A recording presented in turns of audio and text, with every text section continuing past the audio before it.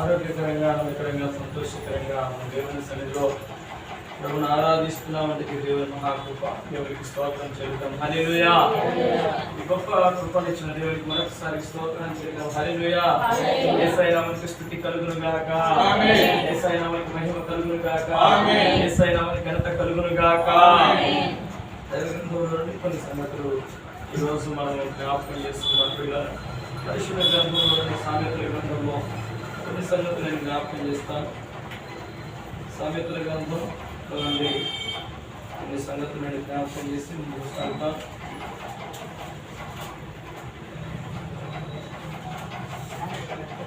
సామెతల గ్రంథం 29వ అధ్యాయం. సామెతల గ్రంథం 29వ అధ్యాయం 25వ వాక్యం చదువుదాం. సామెతల గ్రంథం 29వ అధ్యాయం 25వ వాక్యాన్ని తీసుకుని చదవడానికి ప్రయత్నించండి. Page number 553. భయపడుట వలన మనుషులకు ఉరి వచ్చును, యెహోవా యందు నమ్మిక ఉంచువాడు సురక్షితముగా ఉండును. పిల్లరా, ఇక్కడ ఒక రెండు మాటలు మనం ఇక్కడ ఆపోజిట్ మాటలు చూస్తాం. ఒకటి, భయపడుట వలన మనుషులకి ఏమొస్తుందట? ఉరి వచ్చును. రెండవ మాట, యెహోవా యందు నమ్మిక ఉంచువాడు ఎట్లా ఉంటాడంట? సురక్షితంగా ఉంటాడు, అంటే క్షేమంగా ఉంటాడు. ఎటువంటి సమస్య వచ్చినా కూడా ఇంకా ఆధారం ఏంటంటే నా దేవుడు నన్ను కాపాడుతాడు, నా దేవుడు నన్ను రక్షిస్తాడు, అంటే సురక్షితమైన స్థలంలో ఉంటాడు. దేవునికి స్తోత్రం. ఈ లోకంలో సురక్షితమైన స్థలము మనకు ఎక్కడ ఉందంటే క్రీస్తులో తప్ప ఎక్కడ లేదు. ఈ లోకంలో ఎక్కడ జీవించినా, ఎలా ముందుకు సాగుతున్నాను, నువ్వు క్రీస్తులో నడుస్తూ ముందుకు సాగితే, క్రీస్తులో నువ్వు అడుగులు వేస్తే ఆయన మాట ప్రకారం నువ్వు ముందుకు సాగితే నువ్వు సురక్షితంగా ఉన్నట్టే లెక్క. ఇప్పుడు ఆయన మాటలను మీరిపోయి ఆయన అడుగుజాడలను నడవకుండా నువ్వు ముందుకు సాగితే ఎక్కడ ఉంటున్న ప్రమాదంలో ఉన్నట్టే. ఇంకా నువ్వు ప్రమాదంలో ఉన్నట్టే. ప్రతిరోజు కూడా ఏముంటది అంటే ఇక భయం భయం భయం భయం. ఈ భయపడటం వల్ల మనిషి మీదకి ఏమొస్తుందంట? అదే చెప్పాలి, చదివింది కదా. భయపడటం వల్ల మనుషులకు ఏమొస్తుందంట? ఉరి వచ్చును. ఉరి ఉరి ఉరి అంటే ఇక తాడు రోజు రోజు రోజు రోజు ఉరి అంటే ఇక బిగుసుకోబోతూనే ఉంటుంది. రోజు రోజు బిగుసుకోబోతుంటుంది. పిల్లలు దానికి కట్టు ఇప్పే వాళ్ళు ఎవరున్నారు? ఇక నేను ప్రకటిస్తున్న దేవుడు నేను సురక్షితమైన స్థలంలో తీసుకువెళ్ళే దేవుడు. దేవునికి స్తోత్రం. పరిశుద్ధ గ్రంథంలో నుండి గలతీయులకు రాసిన పత్రిక అనుకుంటాను, ఆ మాట నేను జ్ఞాపకం చేస్తాను. గలతీయులకు రాసిన పత్రికలో కొన్ని సంగతులు నేను జ్ఞాపకం చేయదలిచాను ఈరోజు. లేదా ఎఫెసీయులకు రాసిన పత్రికలో కూడా చూస్తాం. ఎఫెసీయులకు రాసిన పత్రిక 5వ అధ్యాయం, ఎఫెసీయులకు రాసిన పత్రిక 5వ అధ్యాయం 22వ వాక్యం చదువుతాను. 21-22 క్రీస్తునందరి భయముతో క్రీస్తునందరి భయముతో ఒకరికొకరు ఏ భయం కలిగి ఉండాలన్నా లోబడి ఉండాలి. భయపడటం వలన మనుషులకు ఏమొస్తుందంట? ఉరి వస్తుంది అన్నాడు. అంటే ఈ లోకంలో ఉండి నువ్వు భయపడితే నీకు ప్రమాదం ఉంది. ఇక్కడ దేవుళ్ళలో నువ్వు జీవిస్తూ ఆ సురక్షితమైన స్థలంలో నీకు వస్తూ ఆ జీవము కలిగిన దేవుని మాటకు దేవుని అందరి భయంతో నువ్వు ఉంటే ఆయనకు లోబడి నువ్వు జీవిస్తే నీకు ఆశీర్వాదం ఉందని జ్ఞాపకం చేస్తాను. దేవునికి స్తోత్రం. హల్లెలూయా. దేవుని యందు ఎప్పుడైతే భయభక్తులు కలిగి ఆయన మార్గం పొందావు, ఆయన మార్గంలో నువ్వు ఎప్పుడైతే సాగుతావో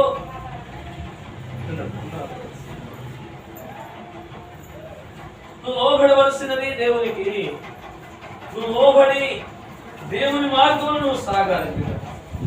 అక్కడే రాయబడింది, సరే నేను లోబడుతున్నాను అన్నావు, దేవుని మాట నేను వింటున్నాను అన్నావు, నేను దేవుని బిడ్డను అన్నావు, నాది లోకం కాదు, నాది పరలోక రాజ్యము, నేను ఎంతకాలం ఉన్న ఇక్కడ శాశ్వతంగా ఉండేది కాదు, నేను చేరవలసింది నా దేవుని దగ్గరికి ఒక నమ్మకంతో నీ చెంతో ఉన్నావు. అయితే ఉన్న నీవు ఈ పనులు కొని చేయాలని దేవుడు వాక్యం సెలవిస్తున్నాం. 22వ వాక్యం, మీ సొంత పురుషులకు లోబడి ఒకటి క్రీస్తునందు భయముతో క్రీస్తునందరి భయముతో ఒకరికొకరు ఏమై ఉండాలంట? లోబడి. చాలా నేను తక్కువ సమయం వచ్చాను. మన టైం ఉంటుంది, 12:15 నిమిషాలు ముగించేస్తాం. ఇంకా కరెక్ట్ గా 11:04 అయింది. కాబట్టి కొంచెం మాటలని మీ మనసులో తీసుకోవడానికి ప్రయత్నం చేయండి. ఇక్కడ క్రీస్తునందరి భయముతో ఒకరికొకరు ఏమై ఉండాలా? లోబడి ఉండాలా. ఇది దేవుని వాక్యం. అంటే ఒకరికొకరు లోబడి ఉండాలా, ఇది దేవుని వాక్యము మనతో మాట్లాడుతుంది. నువ్వు లోబడుతున్నావా? ఒకరికొకరు లోబడి ఉంటున్నావా? అక్కడే అన్నాడు 22వ వాక్యంలో, శ్రీలారా అని ఒక ప్రత్యేకమైన కొటేషన్ వాడాడు. అందరికి చెప్పాడు, అందరూ ఒకరికొకరు అందరు ఎలా ఉండాలంట? లోబడి ఉండాలా. ఇప్పుడు ప్రత్యేకంగా మన స్త్రీల దగ్గరికి వచ్చి అంటున్నాడు, శ్రీలారా అంటే స్త్రీలకు ఒకసారి చెప్తే సరిపోదు, 2 సార్లు చెప్పాలని. ఎందుకంటే పురుషుడిని అయితే మట్టితో తీశాడు, కానీ స్త్రీని అయితే దేంతో తయారు చేశాడు? ఎముకతో తయారు చేశాడు. కాబట్టి ఎముక చాలా స్ట్రాంగ్, ఎముక చాలా గట్టిగా ఉంటుంది. కాబట్టి 2 సార్లు చెప్పవలసి వచ్చింది. అక్కడ అన్నాడు శ్రీలారా అంటే అందరితో కలిపి ఒక మాట, తర్వాత ప్రత్యేకంగా స్త్రీలతో ఒక మాట. ఏమన్నా చూడండి, ప్రభువునకు వలె. నువ్వు ప్రభువుకు లోబడుతున్నావు, మంచిదే, ఒకరినొకరు లోబడి మంచిదే, కానీ తర్వాత ఏమండి? మీ సొంత పురుషులకు లోబడి. నేను భక్తి చేస్తున్నానంటే మంచిదే నువ్వు భక్తి చేయటం, కానీ నువ్వు లోబడకుండా భక్తి చేస్తే అది నిష్ప్రయోజనం అని చెప్పగలను. మీ సొంత పురుషులకు అని నువ్వు లోబడకుండా నువ్వు భక్తి చేస్తే, నువ్వు ఉపవాసాలు ఉంటే, నువ్వు ప్రార్థన చేస్తే, నువ్వు మందిరానికి వెళ్ళి ప్రభు శరీరంలో ప్రభు రక్తంలో పాలు పొందినా కూడా వాక్యాన్ని మీరి చేస్తున్నావు. కాబట్టి నీకు నువ్వు ఏం చేసుకుంటున్నట్టు? శిక్షను తెచ్చుకుంటున్నాడు. నువ్వు ఉరి తెచ్చుకుంటున్నట్టు అని చెప్పగలను ధైర్యంగా. ఇక వందనాలు. అక్కడ సామెతల గ్రంథంలో చూస్తాం 29-25 భయపడటం వలన మనుషులకు ఉరి వచ్చును. ఒకటి భయపడటం వల్ల ఉరి వస్తుంది. నువ్వు దేవుని మాటకు లోబడకపోవటం వల్ల నష్టం. ఉరి ఎంత ప్రమాదము, నువ్వు దేవుని మాట వినకపోవటం కూడా అంతే ప్రమాదము. అంటే దేవుడు లోబడమన్నాడు, నువ్వు లోబడకపోతే నీకు చాలా ప్రమాదం ఉంది. నీ కుటుంబం పతనం అయిపోతుంది, నీ జీవితం పతనం అయిపోతుంది. చివరికి చేరవలసిన దగ్గరికి నువ్వు చేరలేవు. నువ్వు దశమ భాగాలు ఇవ్వచ్చు, నువ్వు కానుకలు ఇవ్వచ్చు, మంచి మంచి భోజనాలు ఏర్పాటు చేయవచ్చు, మంచి పరిచర్య చేయవచ్చు దేవుని బట్టి. కానీ నువ్వు చేయవలసినది చేయాలి. తర్వాత ఇవన్నీ కూడా లెక్కలోకి వస్తాయి. దేవునికి స్తోత్రం. ఇలా స్కూల్లో పేరు రాపించుకోకుండా ఎన్ని మంచి పనులు చేస్తే నాకు ఇప్పుడు అందుకనే మీకు ఉదాహరణ చెప్పాను. కరువు పనిలో ఆ పేరు లేకుండా అంతంత పడిపోయి పని చేసినావు, నీ కూలి పడుతుంది అంటే ఏముండాలి అక్కడ? పేరు. మొదటిగా జీవ గ్రంథంలో నీ పేరు రాయబడాలి. నువ్వు దేవుని బిడ్డగా మార్చబడినాక నువ్వు ఏది చేసినా అది లెక్కలోకి వస్తాయి. నువ్వు ఆడ కొంతమంది ఏం పని చేయరు. ఈ రోజు 90 గంటలు కూర్చొని వస్తారు కరువు పనిక. అని రేపు సార్ వాళ్ళు వస్తుంటే అప్పుడప్పుడు అడావిడిగా కాస్త తీస్తారు. వాళ్ళు కూలి పెడతా పడదా? చివరికి అంటే 4 రోజులు ఖాళీ 5వ రోజు చేసినా కూడా వాళ్ళ పేరు అందులో ఉంది కాబట్టి ఎంతో కొంత చేసిన కూలి అనేది తొలగపడతారు. అంటే పేరు లిస్టులో ఉండాలి. అంటే నీ పేరు లిస్టులో ఉంది ఆ దేవుని దగ్గర. జీవ గ్రంథంలో పేరు రాసుకుంటారన్నాడు. అయితే పేరు రాయబడి నీవు ఇప్పుడు నేను ఇలా చెప్పగలను, రాసిన దేవుడు తుడిపోయినాడా? పిల్లలు చాలా మంది పెన్షన్ తీసుకొని రాస్తా ఉంటారు. పెన్షన్ పైన ఏమంటే రబ్బర్ ఉంటుంది. మళ్ళీ ఏమైనా తప్పు పోయిందనుకో, నేను పొరపాటు మళ్ళీ చేస్తారు, మళ్ళీ అంతా తుడిపేస్తారు. అంటే రాసే వాళ్ళ దగ్గర తుడిపేది కూడా అంతగా ఉంటుంది. అంటే జీవము కలిగిన దేవుడు మన పేరు అక్కడ రాసుకుంటాడు. మనం సరిగా బ్రతకపోతే, సరిగా జీవించకపోతే రాసిన దేవుడు ఏం చేస్తాడు? మనం చేయవలసిన పనులు మనం చేయాలి. ఒకటి లోబడాలి. మీ సొంత పురుషులకు మీరు లోబడాలి, ఒకరికొకరు లోబడాలి. ఇది మనకు దేవుడు నేర్పింది. దేవునికి స్తోత్రం. మీ సొంత పురుషులకు ఎలా లోబడినా ప్రభువుకు లోబడుతున్నామంటున్నారు. అయితే సొంత పురుషులకు కూడా లోబడాలి.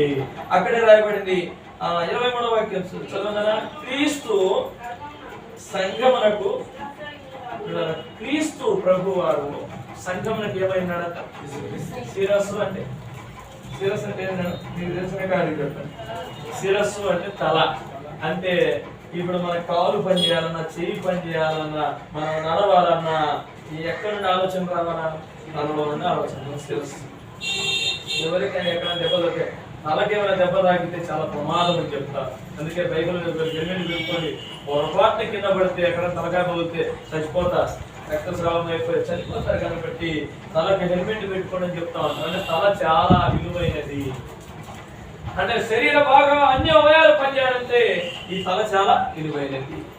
ఇప్పుడు నేను చెప్పగలను, ఈ ఇక్కడ సంఘానికి శిరస్సు ఎవరంటే ఈ సంఘానికి మొత్తానికి సంఘం అనగా గోడలతో కట్టిందిగా సంఘం. క్రీస్తు తన స్వరక్తం ఇచ్చి సంపాదించింది సంఘం. యేసయ్య రక్తంలో ఎవరైతే కడగబడతారో వారంతా కూడా సంఘములో సభ్యులు. ఈ సంఘములో సభ్యులందరికీ శిరస్సు ఎవరు? యేసుక్రీస్తు ప్రభు. దేవునికి స్తోత్రం.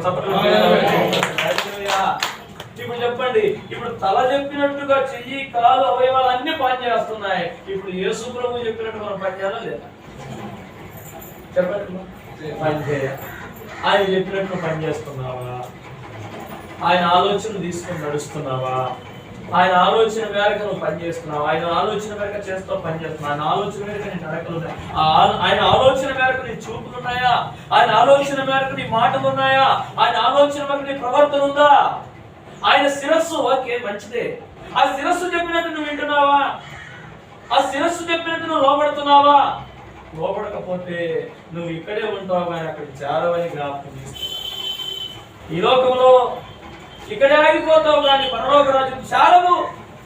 మనుషులను మెప్పించవచ్చేమో భక్తి చేస్తున్నట్టు, మనుషులకు కనబడవచ్చునేమో, నీతి కార్యాలు చేస్తున్నట్టు, మనుషులకు కనబడవచ్చునేమో ప్రార్థన చేస్తున్నట్టు, మనుషులకు కనబడవచ్చునేమో ఉపవాసం చేస్తున్నట్టు, కానీ నా దేవుడు నీ హృదయాన్ని ఆంతర్యాన్ని చూస్తున్న దేవుడు. ఆయన శిరస్సు అయి ఉన్నాడు. అయితే ఆ శిరస్సుకు లోబడి మనం ఉండాలి. ఇప్పుడు చెప్తాను, ఇప్పుడు శిరస్సు లేకుండా నడుచుకుని పోతున్నారు ఎవరన్నా. అమ్మ నేను ఇన్ని మాట్లాడతాను. శిరస్సు లేకుండా ఎవరైనా నడుచుకుని పోతున్నారంటే పాకెత్తారు పోయి పాస్టమ్మ పరిగెత్తుకుంటే పైకెక్కిద్దాం పాస్టమ్మ గబగబ అంటే తలకాయ లేకుండా మనిషి ఉన్నాడు. అర్థమైందా? తలకాయ లేకుండా వాస్తవానికి నడవగలరా? చాలా మంది కూడా శిరస్సు చెప్పిన మాటలు, కాళ్ళు చేతులు శిరస్సు చెప్పినవి కాకుండా శరీరం చెప్పినట్టుగా నడుస్తా ఉంటారు. ఈ లోకం చెప్పినట్టుగా నడుస్తా ఉన్నారు. లోకంలో కూర్చో